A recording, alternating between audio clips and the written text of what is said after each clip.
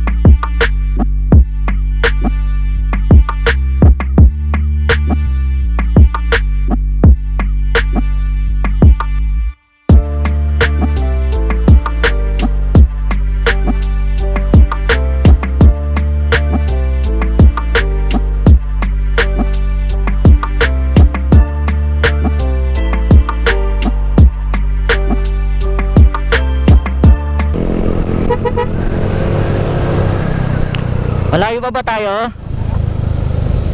Abot pa 2 bars? Abot pa? O sige.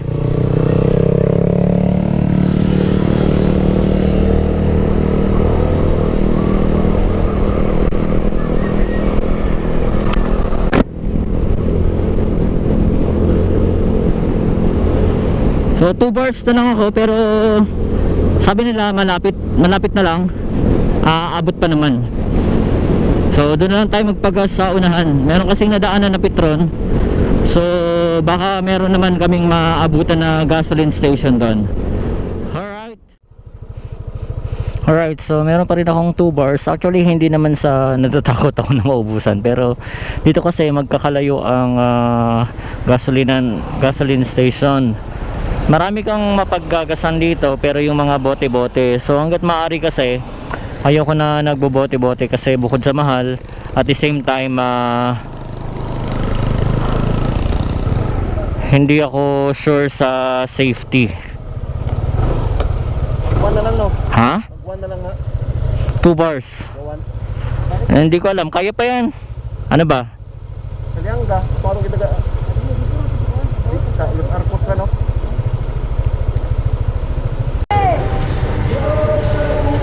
Alright, shout out sa Gateway Gasoline Station. So nakapagpagas na kami. Mura lang din naman yung gas, 44 per liter. I don't know kung mura ba yan sa ngayon or mahal. Pero full tank ko man nasa 270 pesos lang. May 2 bars and then full tank ngayon, so 270 pesos lang ang binayaran ko. Alright, so papasok daw doon sa Los Arcos, meron daw banking. Well, hindi naman ako marunong nun. O sasabay lang tayo sa kanila. Update na lang ulit mamaya. Alright, so kasama na namin yung president ng ACP Peace League. Shoutout sa iyo, Pres. Ayun sa likod natin, ay sa unahan natin, kasama niya yung OBR niya.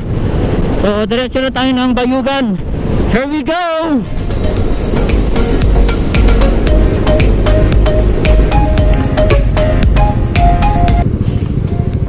So we're here at Lianga Surigao del Sur. Yan.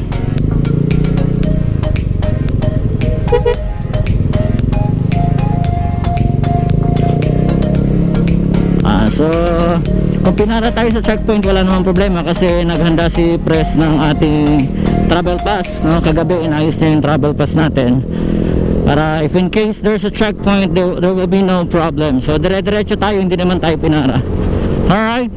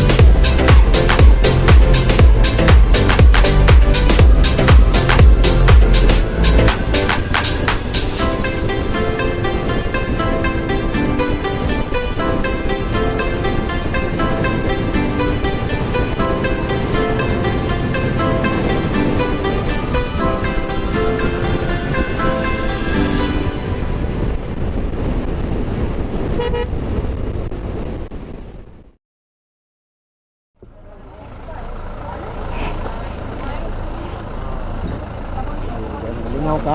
ha? Nalingaw ka? Gamay. Nakaharang yung truck eh.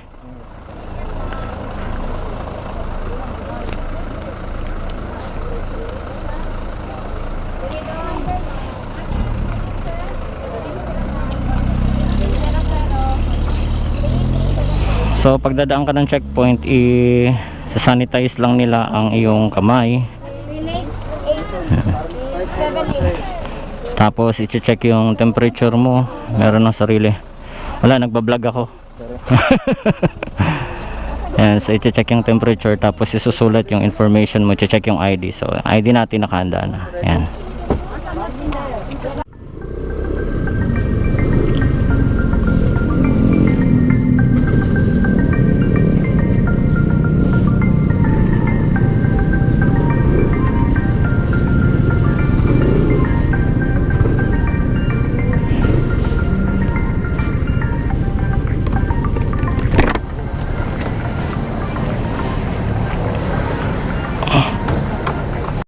So, nandito na kami sa Gaisano, Bayugan. Part na ba to? Part na ng Butuan to? Wala pa. So, Bayugan City ni. Bayugan City. Ha? Bayugan City. Bayugan City sa Gaisano. So, medyo malayo-layo din yung tinakbo namin. Kung may bibilin lang kami, kaso pag pumasok ka pala bawal kasi walang face shield. So, antay kami dito. Yung OBR ni Bossing yung nandun sa loob. Update na lang kami ulit. Alright, so diretso na kami doon sa aming spot, pulling spot kung saan kami magpapahinga at kakain dahil nagugutom na kami. Pasang init-init, terik na terik ang araw. Alright, sarap inom ng malamig na tubig nito. Oh, yeah. I love ADSCO. Ayan. So yan, dyan kami bumili sa Gaisano Grand Marketplace, Bayugan City. Thank you so much, Gaisano Grand. Shout out.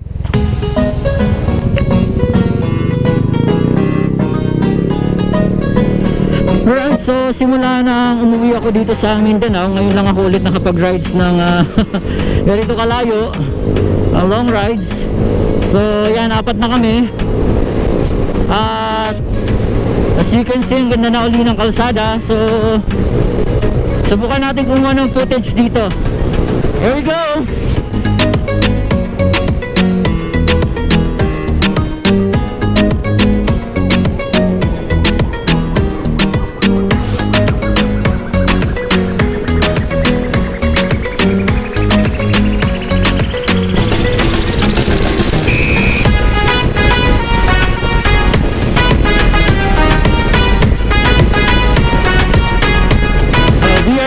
At 100 plus ang haba ng kalsadang to.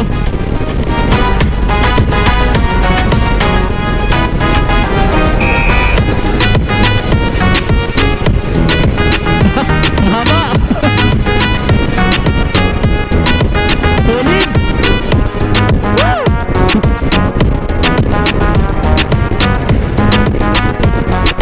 Abo. Thank you.